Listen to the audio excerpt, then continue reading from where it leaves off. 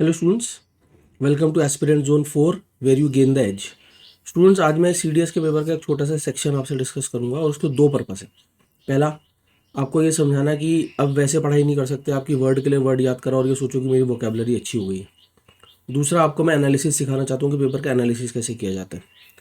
तो सीडीएस के पेपर का, सितंबर वाले पेपर का वोकेबलरी का छोटा सा एक सेक्शन मैं आपसे डिस्कस कर रहा हूँ। Let's begin. सिनोनिम्स का सेक्शन है। वर्ड का अप्रोप्रिएट यूसेज हमने बताना है। और पहला वर्ड हमारे सामने जो आता है दैट इज एलिबाई। पहले प्रोनाउंसिएशन सीखेंगे, एलिबी नहीं बोलना है, एलिबाई बोलना है। एलिबाई इज अ नाउन और मीनिंग क्या कहता है कि if you have an alibi, अगर आपके पास एलिबाई है तो आप ये प्रूव कर सकते हैं दैट क्राइम के समय पे आप कहीं और थे। आप ये सिद्ध कर सकते हैं जुर्म के समय आप कहीं और थे, यानी आप जुर्म की जगह पे नहीं थे, आपने जुर्म नहीं करा। तो यानी ये आपके इनोसेंट होने का एक सबूत है। अब इतना पता होने से काम नहीं चलेगा, आपको इसको अप्रोप्रिएटली यूज करना है इन सेंटेंसेस। शुरू करते हैं। Let's begin with D. D से शुरू कर रहा हूँ। The accused was convicted. Accused हो गया आरोपित, आरोपित को कन्विक्ट किया गया। कन्विक्ट का मतलब उस पर आरोप तय किया गया, इल्जाम तय किया गया, क्योंकि उसके पास एक एलिबाई था। ऑपोजिट हो गया, पैराडॉक्स हो गया। अगर उसके पास एक एलिबाई था तो आरोप तय नहीं हो सकते, तो ऑप्शन डी नहीं हो सकता। C, the accused was acquitted because his alibi was false. आरोपित को अक्विट कर दिया गया, इल्ज़ाम मुक्त कर दिया गया, जाने दिया गया, छोड़ दिया गया, क्योंकि उसकी एलिबाई झूठी थी। ये भी गलत हो गया। अगर एलिबाई झूठी थी इसका मतलब तो उसने जुर्म किया, यानी ये भी नहीं हो सकता। The accused was acquitted because his alibi was not accepted. Same है, बी और सी ऑलमोस्ट एक जैसा है। अक्यूज्ड को आरोप मुक्त किया क्या, क्योंकि उसकी एलिबाई एक्सेप्ट नहीं की, स्वीकारी नहीं की। तो अगर उसकी एलिबाई स्वीकारी नहीं की तो आरोप मुक्त तो नहीं करेंगे, फिर तो आरोप लगेगा ना उस पर। तो ऑप्शन बी भी नहीं हो सकता। क्या बचा? The accused was acquitted. Accused को, आरोपित को जाने दिया गया, इल्ज़ाम मुक्त कर दिया गया, उसमें से ब्लेम हटा लिया गया। Because he proved an alibi, क्योंकि उसने अपनी एलिबाई सिद्ध की। उसने ये सिद्ध किया कि जुर्म के समय मैं वहाँ पर नहीं था, मैंने ये जुर्म नहीं करा। इसलिए जो हमारा ऑप्शन है, कौन सा करेक्ट रहा? Option A. तो as you can see students की सिर्फ एलिबाई का मीनिंग पता होने से नहीं होगा, आपको उसको अप्लाई भी करना है। सेंटेंस आपकी रीडिंग एबिलिटी प्रॉपर होनी चाहिए, तब आप कर पाएंगे। आगे बढ़ते हैं। अब 72 क्वेश्चन जो स्टूडेंट है ये थोड़ा सा विवादित है, मैं आपको बता देता हूँ क्यों। एग्जामिनर चाह रहे थे कि हम कंटिन्यूसली वर्ड का यूज़ देखें, तो कंटिन्यूसली वर्ड का यूज़ तो चारों सेंटेंस में सही है, तो यानी गलती हमें कहीं और देखनी पड़ेगी। तो मैं आपको दिखाता हूँ। जैसे पहला सेंटेंस है, the waves lapped upon the shores continuously. तो वो बताना चाह रहे हैं कि लहरें लगातार शोर्स से आकर टकरा रही थी। अगर आप थोड़ा सा रिसर्च करेंगे तो पाएंगे लैप्ड का पेयर अपॉन से नहीं बनता। लैप्ड का पेयर अगेंस्ट द शोर्स हो सकता है, एट द शोर्स हो सकता है, ऑन द शोर्स हो सकता है। तो इसलिए हमने ये माना कि भाई ऑप्शन ए जो है वो गलत है। ऑप्शन सी पे आऊंगा। The giant piston at the oil rig hammered the ground continuously.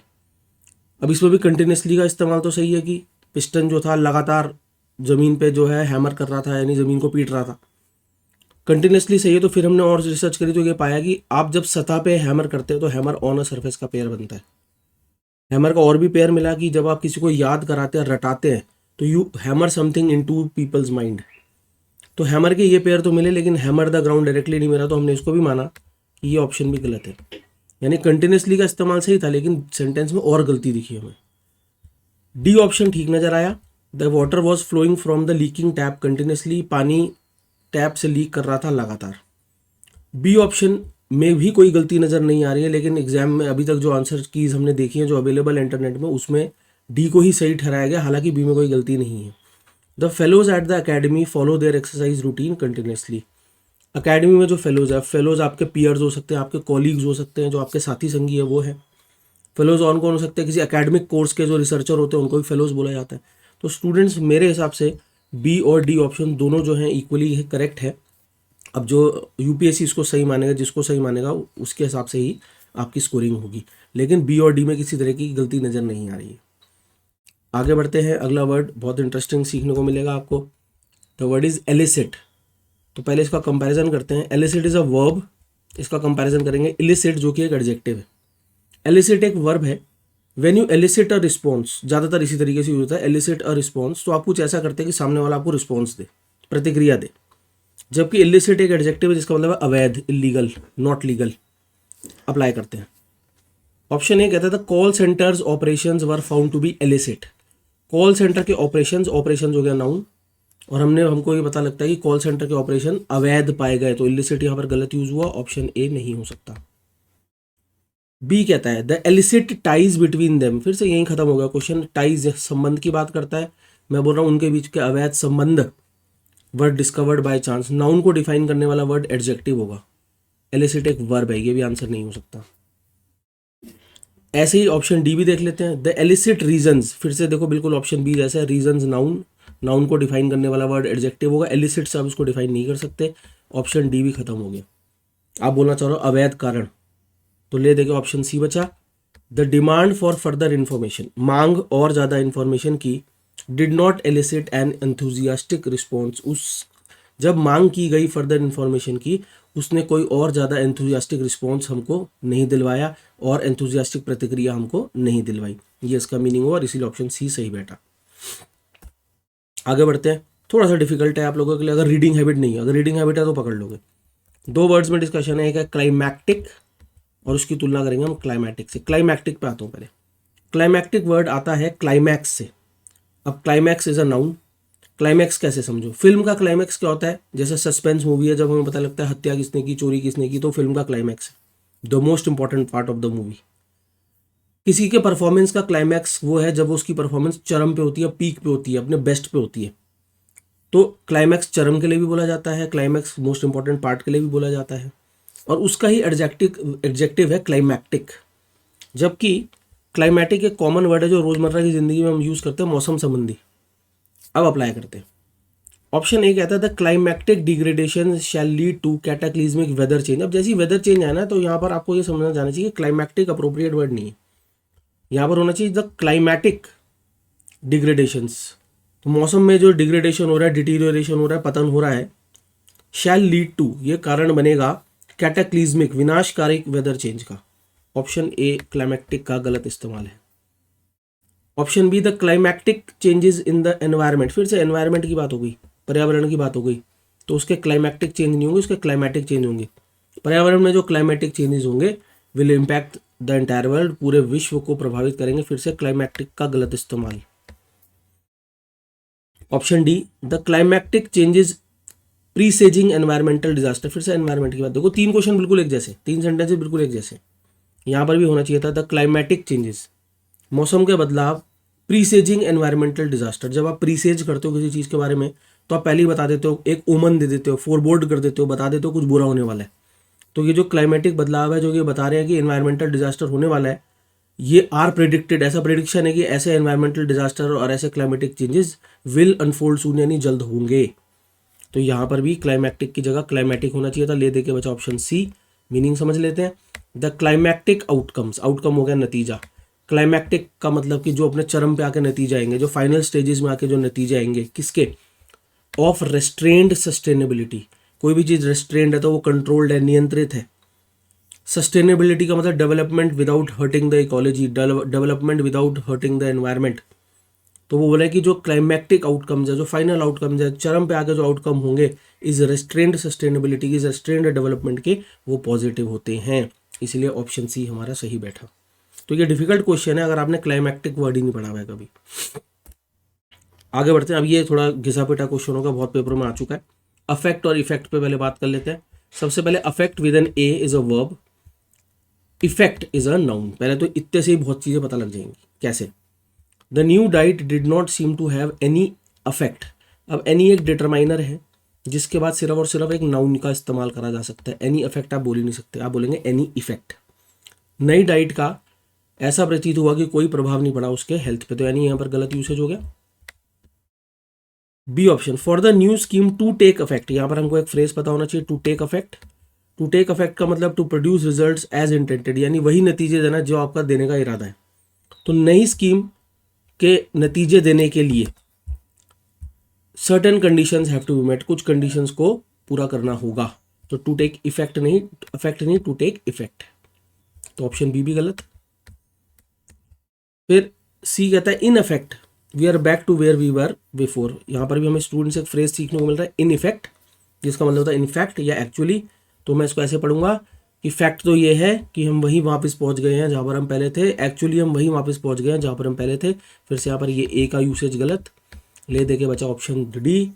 The changed circumstances seem to visibly affect her. बदले हुए परिस्थितियाँ सीम्ड, ऐसे प्रतीत हुआ कि उन्होंने विजिबली यानी दिख रहा था कि उसने उसको प्रभावित करा। एक चीज़ का स्टूडेंट्स ध्यान रखना है, अफेक्ट ऑन प्रपोजिशन नहीं लेगा कभी। जैसे मैं बोलता हूँ कि स्मोकिंग आपके फेफड़ों पर प्रभावित करेगा, तो smoking will affect on your lungs नहीं, smoking will affect your lungs. Important question है, आगे के पेपरों में आ सकता है। Option D. आगे बढ़ते हैं, बहुत इंटरेस्टिंग और बहुत इंपॉर्टेंट क्वेश्चन, जल्दी से नहीं कर पाते बच्चे। डिस्क्रीट वर्ड पे बात करेंगे पहले। डिस्क्रीट, CRETE वाला ज़्यादातर मैथमेटिक्स और स्टैटिस्टिक्स में यूज होता है ये word. Discrete values, discrete variables. Discrete का मतलब सेपरेट, डिस्टिंक्ट, एक दूसरे से मुक्त, एक दूसरे से अलग, फ्री। DISCREET, डिस्क्रीट, दो मीनिंग रखता है।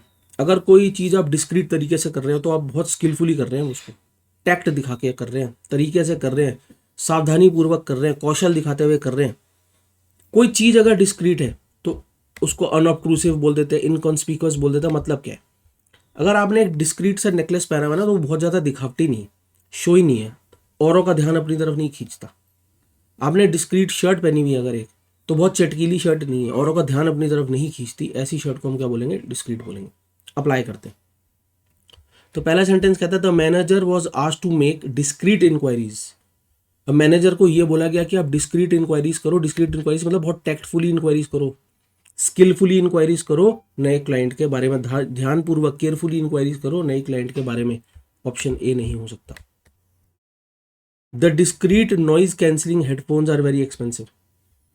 हेडफोन्स अगर डिस्क्रीट है तो यानी वो बहुत सिंपल से हेडफोन्स हैं, पता भी नहीं लगेगा आपने वो हेडफोन लगा रखा है, और वो बहुत महंगे हैं। यहाँ पर भी डिस्क्रीट, CRETE वाला नहीं, CREET वाला।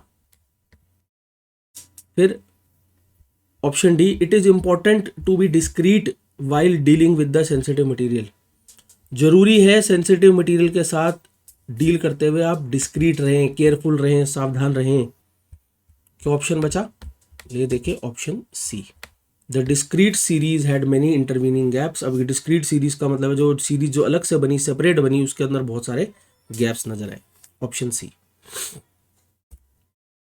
77 वेरी इंपॉर्टेंट, बहुत कॉमन एग्जाम में बहुत आता है। इट्स। अब IT अपॉस्ट्रोफी एस को भी इट्स बोलते हैं और IT एस को भी इट्स बोलते हैं। पहले तो ये समझ लीजिए कि IT apostrophe S is a contraction. Contraction मतलब इट इज को, इट वॉज को और इट हैज़ बीन को जब मैं कॉन्ट्रैक्ट करता हूँ, शॉर्टन करता हूँ, तो इट अपॉस्ट्रोफी एस लिखा जाता है। जबकि ITS एक पॉजेसिव वर्ड है, उसका उसकी का सेंस देता है। एग्जाम्पल देख लेते हैं। जब मैं बोलता हूँ it's wrong IT apostrophe S, तो उसका मतलब होता है it is wrong. It's wise का मतलब होता है इट इज वाइज, यानी समझदारी है। इट्स बीन 2 years का मतलब है इट हैज़ बीन 2 years, मतलब 2 वर्ष हो गए हैं। जबकि इट्स कलर का मतलब उसका रंग, इट्स साइज का मतलब उसका साइज, इट्स प्राइस का मतलब उसका दाम, और इट्स परफॉर्मेंस का मतलब उसका प्रदर्शन।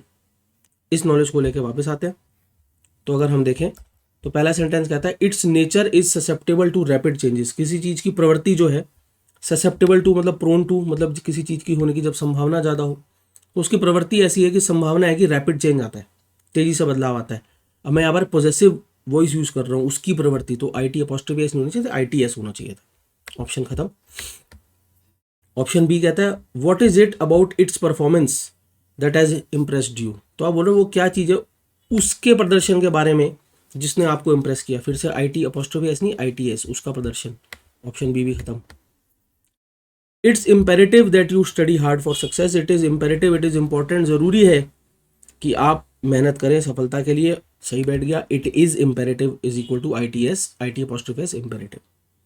ऑप्शन डी को भी गलत प्रूव कर देता है। What about its value, its value मतलब उसकी वैल्यू, और IT अपॉस्ट्रोफी एस नहीं, सिर्फ होना चाहिए था ITS। Important question. आगे बढ़ते हैं। फिर से एक इंपॉर्टेंट यूजेस बच्चों को नहीं पता होती। दो प्रपोजिशन के बारे में बात करेंगे। अमिड्स्ट, जिसको मैं अमिड भी बोल सकता हूँ, एक प्रपोजिशन है। इस्तेमाल तब करा जाता है जब किसी चीज़ के होने के दौरान आप बात करें, while other things are happening. यानी कि अगर मैं बोलता हूँ अमिड्स द सेशन, तो सेशन के होने के दौरान। अमिड्स द मीटिंग यानी मीटिंग के होने के दौरान। अमिड्स द रायट यानी दंगों के दौरान। अमंग्स्ट, जिसको मैं अमंग भी बोल सकता हूँ, इज अ प्रपोजिशन। इसका मतलब होता है किसी के बीच, किसी से घिरा हुआ। अगर मैं बोलता हूँ पेड़ों से घिरा हुआ अमंग द ट्रीज, लोगों से घिरा हुआ अमंग द पीपल, छात्रों से घिरा हुआ अमंग द स्टूडेंट्स, इस नॉलेज को लेके आते हैं सेंटेंसेस पे। अमिड्स देम, अब अमिड्स कभी भी देम के साथ यूज नहीं हो सकता, पीपल है, लोगों से घिरे हुए के लिए अमंगस्ट देम होना चाहिए था, गलत हुआ। There was a lot of confusion amidst his mind, दिमाग के लिए कभी अमिड्स यूज नहीं करा, अमिड्स्ट एक हमेशा प्रोसेस के लिए यूज करा जाएगा, जो चीज चल रही है, यहां पर भी नहीं हो सकता। तो ये इसमें अगर हम ठीक करेंगे तो होगा there was a lot of confusion in his mind, amidst और अमंग दोनों में से कोई भी नहीं आ सकता। Amidst all the confusion the thief manage to slink away unnoticed, थोड़ा बहुत ठीक बैठ रहा है। उस सारी कंफ्यूजन के दौरान, कंफ्यूजन चल रही थी उसके दौरान, जो थीफ था, चोर था, वो वहां से अननोटिस्ड भागने में कामयाब हुआ, निकलने में कामयाब हुआ। ऑप्शन सी सही बैठ रहा है।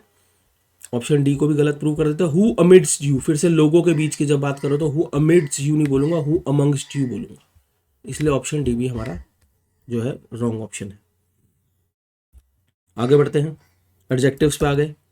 लिटिल, लेस और लीस्ट, लिटिल, लेस और लीस्ट एडजेक्टिव्स हैं जो कि सिर्फ अनकाउंटेबल नाउन्स के लिए यूज होते हैं। फ्यू, फ्यूअर और फ्यूएस्ट एडजेक्टिव हैं जो कि काउंटेबल नाउन्स के लिए यूज होते हैं। दोनों एडजेक्टिव्स ऑफ क्वांटिटी है, मात्रा संख्या की बात करते हैं। देखते हैं, बहुत आसान हो जाएगा क्वेश्चन अगर आपको नॉलेज है। There are less than 14 people, people are countable noun, people के लिए आप लेस का इस्तेमाल नहीं कर सकते, ऑप्शन ए खत्म हो गया। Less states, states countable noun है, उसके लिए आप लेस का इस्तेमाल कर ही नहीं सकते, बी भी खत्म हो गया। Option D, there were very less days, days countable noun है, आप लेस का इस्तेमाल नहीं कर सकते, आंसर बचा option C, there is less sugar in the tea, चाय में कम शुगर है। तो जैसे मैंने कहा, अगर नॉलेज है तो क्वेश्चन आसान है, अगर नॉलेज नहीं है तो क्वेश्चन मुश्किल है। आखिरी क्वेश्चन इस सेशन का, practice, PRACTISE is a verb, PRACTICE is a noun. अगर इतनी जानकारी है तो काम हो गया। It is common practice, common एक एडजेक्टिव है, एडजेक्टिव इस्तेमाल होता है नाउन के लिए, तो यहाँ पर PRACTISE नहीं, PRACTICE होना चाहिए था। कॉमन चलन है ग्रीट करने का मित्रों को फेस्टिवल्स के दौरान, PRACTICE अगर होता तो ठीक होता, गया ये option. It has been the practice, the एक डिटरमाइनर है, नाउन के लिए इस्तेमाल होगा, एस वाला यहां पर नहीं आ सकता, सी वाला चाहिए था। चलन रहा है एकेडमिक्स के लिए to recommend students for higher studies, की वो रिकमेंड करे छात्रों को कि वो हायर स्टडीज करें, गया ऑप्शन। नेक्स्ट है, what is the particular practice, फिर से the particular practice, particular adjective, the determiner, यहां पर भी सीई होना चाहिए था, ना कि एसई। ऑफ योर नेबर्स, आपके नेबर्स की क्या प्रैक्टिस है, क्या चलन है, क्या कल्चर है जिसको आप ऑब्जेक्ट कर रहे हो, जिस पे आप आपत्ति जता रहे हो, ऑप्शन सी भी खत्म, आंसर होगा ऑप्शन डी।